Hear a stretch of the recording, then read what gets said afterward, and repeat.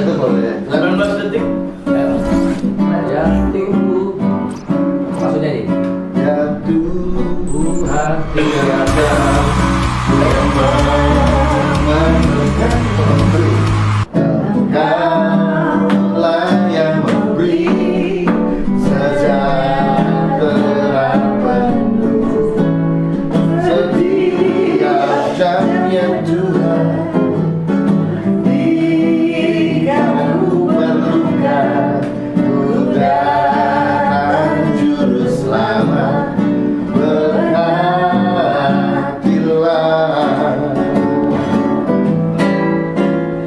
ya Tuhan, tiap jam ku memerlukanmu. Engkaulah yang memberi sejahtera penuh. Setiap jamnya Tuhan, jika ku perlukan, ku datang juru selamat. Berkatilah,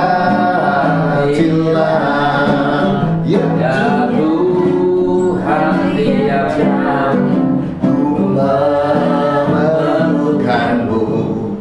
Engkaulah yang memberi sejahtera penuh. Setiap jamnya Tuhan, jika ku perlukan, ku datang juru selamat. Berkatilah,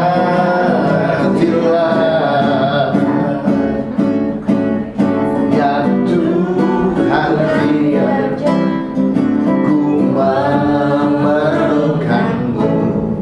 Engkaulah yang memberi setiap jamnya Tuhan.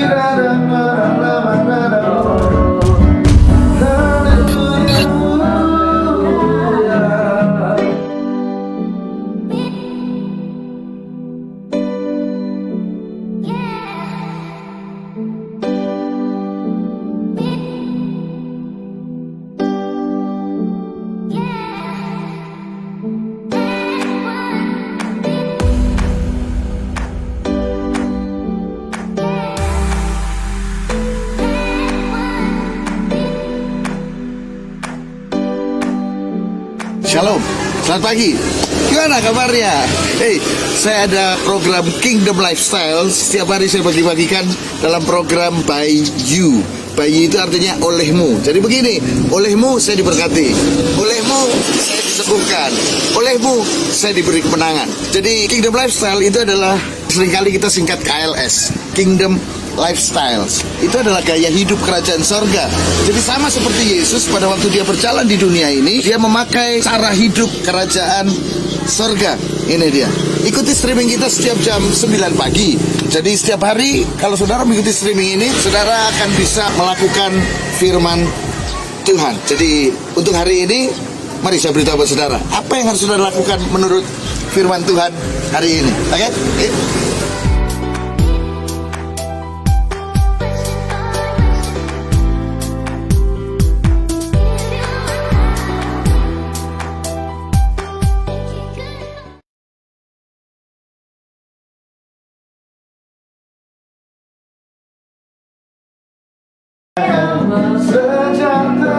sejahtera penuh setiap jam ya Tuhan, di Kau ku perlukan. Ku datang juru selamat berkah.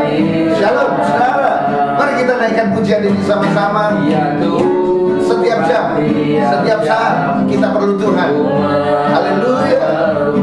Engkaulah yang memberi sejahtera penuh setiap jam ya Tuhan, di Kau ku perlukan. Ku datang juru selamat berkat. Sekali lagi, mari sama-sama semua katakan ya Tuhan. Ini yang menjadi doa kami Tuhan pagi hari ini, bahwasanya kami setiap saat, bukan hanya setiap jam, kami memerlukan Engkau, sebab Engkau yang memberi sejahtera, kekuatan, pengharapan. Setiap jam, setiap saat kami perlu Engkau.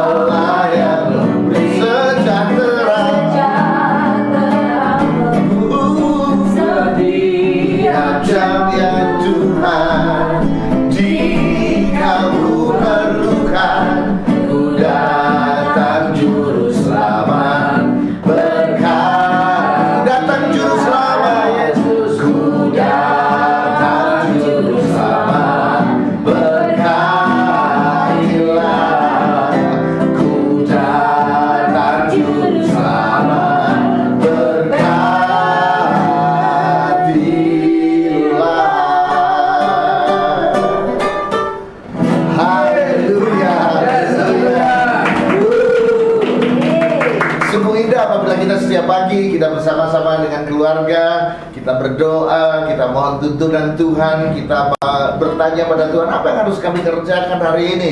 Dan Kingdom Lifestyles by You, artinya by You adalah olehmu aku diberkati, olehmu aku dikuatkan, olehmu aku ditolong, olehmu aku diangkat, olehmu aku diberi kesehatan, olehmu segala sesuatu yang baik kau karuniakan kepadaku. Haleluya. Kingdom Lifestyles by You akan senantiasa menolong kita untuk kita mengerti apa yang harus kita kerjakan setiap hari sesuai dengan firman Tuhan. Jadi kalau saudara setiap hari mengikuti kami dari hari Senin sampai dengan hari Jumat, Sabtu, Minggu, weekend, dan kemudian hari Minggu kita ada ibadah.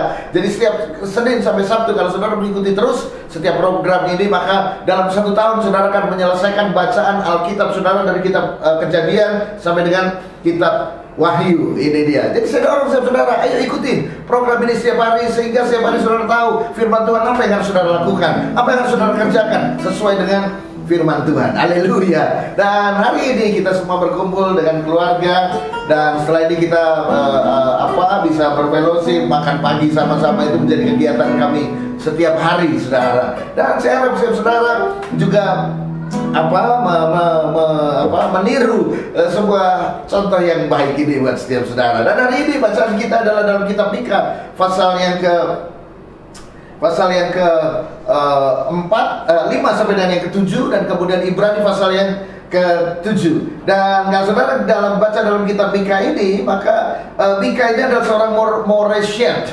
Dia ada tinggal di dekat Gad, dan arti nama Mika sendiri adalah siapa Tuhan yang seperti engkau. Dan biarlah hari ini saya mau mengajak setiap saudara dan juga yang ada di rumah, kita benar-benar mengetahui bahwa siapa Tuhan yang seperti Dia. Tidak ada Tuhan yang seperti Dia. Tidak ada Tuhan yang seperti yang kita sembah. Dia adalah Tuhan yang hidup, dan karena Dia hidup, Dia bisa menolong saudara. Karena Dia hidup, Dia bisa mengangkat hidup saudara. Karena Dia hidup, Dia bisa menyembuhkan saudara. Karena Dia hidup, maka Dia bisa memberikan perlindungan, kekuatan dalam hidup saudara setiap hari. Jadi hari ini saya berdoa tidak ada di antara saudara satupun yang putus asa dengan hidup saudara. Tidak ada hari ini yang tidak punya pengharapan. Hei, saudara masih punya Tuhan. Kalau ada di antara saudara yang punya pikiran untuk bunuh diri, hei, masih ada Tuhan. Kalau ada di antara saudara hari ini putus asa, saya berkata masih ada Tuhan yang bisa menolong setiap hidup saudara. Amin, saudara. Dan hari ini apa yang kita kerjakan hari ini, yaitu dalam Mika pasal yang ke-6 ayat yang ke-8. Saya mau bacakan buat saudara.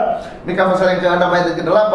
Hai manusia, telah diberitahukan kepadamu apa yang baik. Jadi rupanya kepada setiap kita sudah diberitahukan apa yang baik itu dari Tuhan. Yaitu apa? Kepadamu apa yang baik, dan apakah yang dituntut Tuhan daripadamu. Jadi hari ini Tuhan sudah memberitahukan kepada setiap saudara dan kita semua apa yang baik dari Tuhan dan apa yang dituntut Tuhan. Artinya apa yang diinginkan Tuhan dalam hidup saudara. Banyak orang berkata, saya tidak tahu apa yang saya kerjakan, saya tidak tahu apa yang saya harus lakukan, saya tidak mengerti Tuhan suruh apa. Ini dia, ini jawaban buat setiap saudara. Ini yang diinginkan Tuhan dalam hidup saudara, yaitu apa? Selain berlaku adil, yang pertama, kemudian mencintai kesetiaan, dan hidup dengan rendah hati di hadapan Tuhan. Ini dia. Jadi ada 3 hal yang harus kita kerjakan hari ini, sepanjang hari ini, yaitu berlaku adil.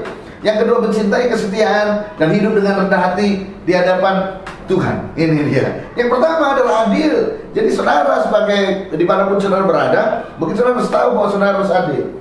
Ini dia. Setiap yang ada di sini sudah berkeluarga, ada yang punya anak lebih dari 1, ada yang baru 1. Tetapi sebagai orang tua saudara harus adil. Demikian juga dengan Tuhan Bapa kita di sorga. Tetapi rupanya adil, konsep adil menurut kita manusia dan menurut Tuhan itu beda. Konsep adil menurut kita adalah biasanya sama, kan gitu, sama. Kalau anak yang misalnya kita punya anak kembar, satu anak dikasih baju warna merah, yang satu juga harus warna merah. Kalau yang satu dibelikan sepatu, yang satu juga harus dibelikan sepatu, kan gitu.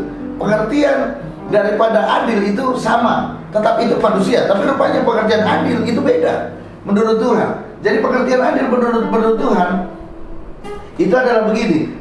Yang patut diterima seseorang, ini dia, itu adil. Jadi adil menurut Tuhan itu adalah begini, hal yang patut diterima oleh seseorang. Jadi misalnya, kalaupun saudara hari ini, saudara keluarga kecil, saudara yang keluarga kecil, saudara masih anaknya 1, mungkin saudara tidak menerima banyak-banyak dari Tuhan. Berkat yang saudara terima dan tidak banyak dari Tuhan, it's okay kalau memang saudara keluarga kecil, betul? Tetapi kalau saudara mungkin saudara keluarga besar, anak saudara 5 anak saudara 5, saya percaya berkat Tuhan juga akan mencukupkan anak saudara yang 5. Jadi saudara yang punya anak 1, jangan iri dengan orang yang anaknya 5. Oh, itu anaknya kok berkatnya banyak, karena dia harus menghidupi 5 orang anak, saudara cuma 1 orang anak. Jadi rupanya keadilan menurut Tuhan itu adalah sesuai dengan kemampuan kita. Kalau saudara baca dalam perumpamaan tentang 5 talenta, maka saudara juga akan mengerti bahwa keadilan Tuhan itu menurut kesanggupan. Saya saudara buka dalam kitab Matius, perumpamaan mengenai 5 talenta. Ini dia.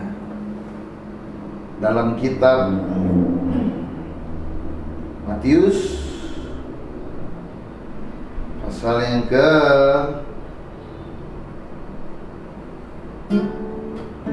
25. Matius pasal yang ke 25. Pada waktu itu, mungkin saudara bisa bacakan? Matius pasal yang ke-25. Pada waktu itu hal kerajaan sorga seumpama 10 gadis yang mengambil beritanya dan pergi menyongsong mempelai laki-laki. 5 diantaranya bodoh dan 5 bijaksana. Sorry, saya belum sebut ayatnya. Ayat yang ke-14.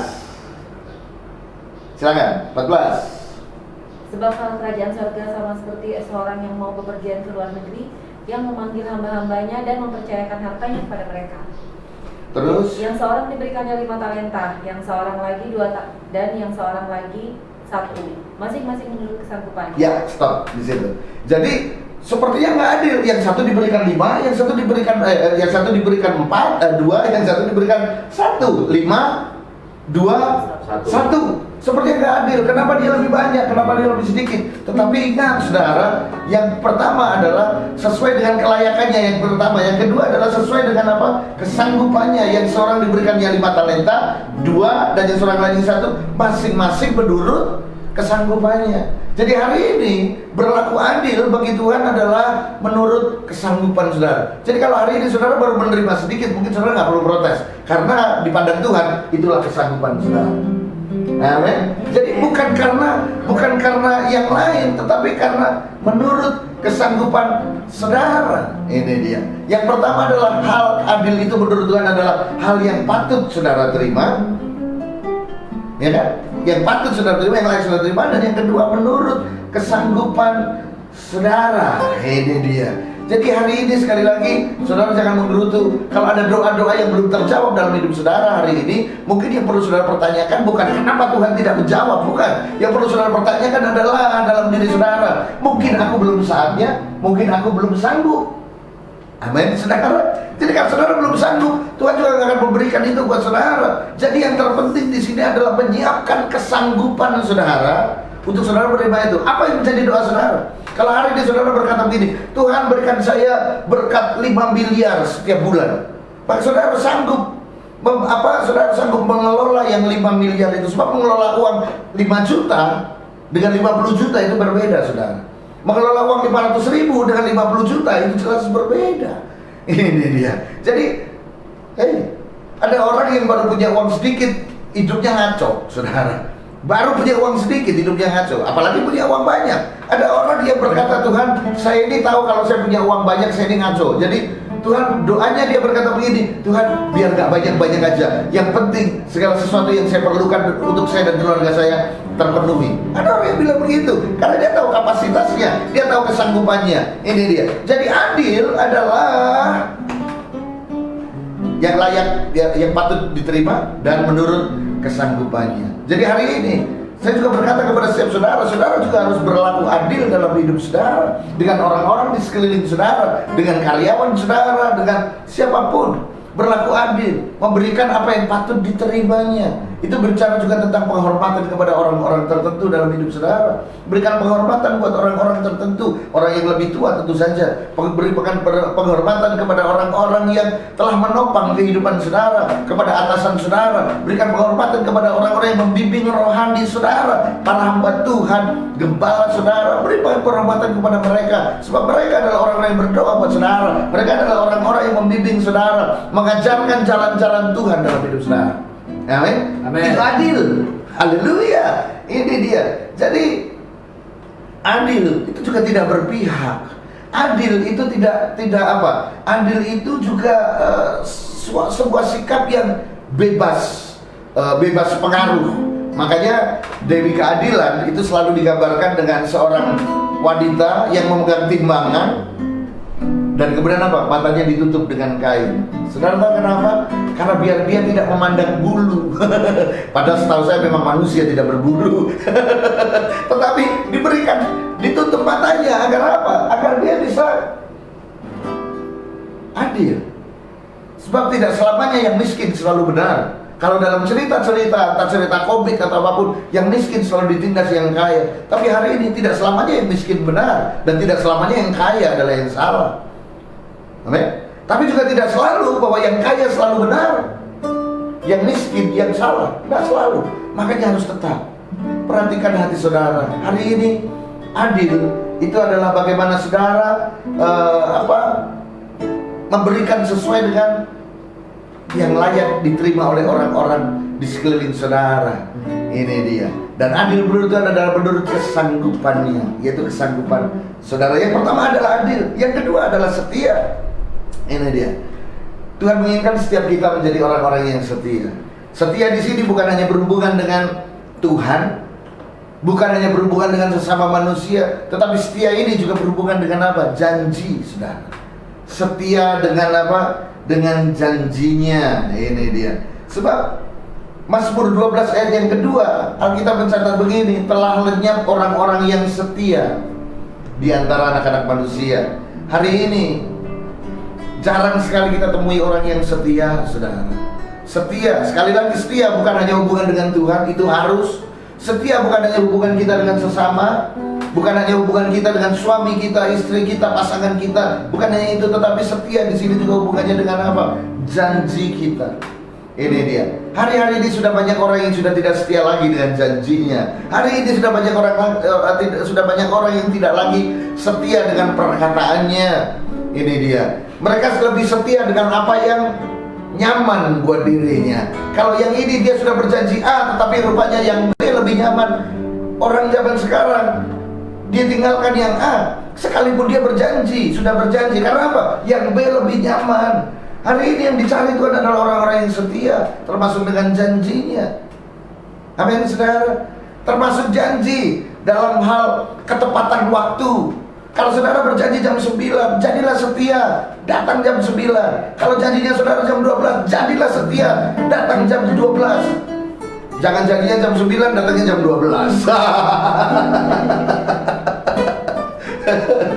Loh, iya loh. Hei, saudara, kalau saudara seorang pengusaha, kalau saudara seorang bisnismen, atau saudara seorang yang bekerja, saudara akan tahu bahwa ini akan menjadi sebuah tolak ukur. Bagaimana dengan hal yang paling kecil, waktu dia berjanji dan tidak menepatinya, apalagi hal-hal yang besar. Itu berbahaya sekali, saudara. Dan seringkali kita begini, kalau janji waktu dan tepat waktu, kita selalu begini. Kita menghargai orang yang terlambat daripada kita menghargai orang yang sudah datang.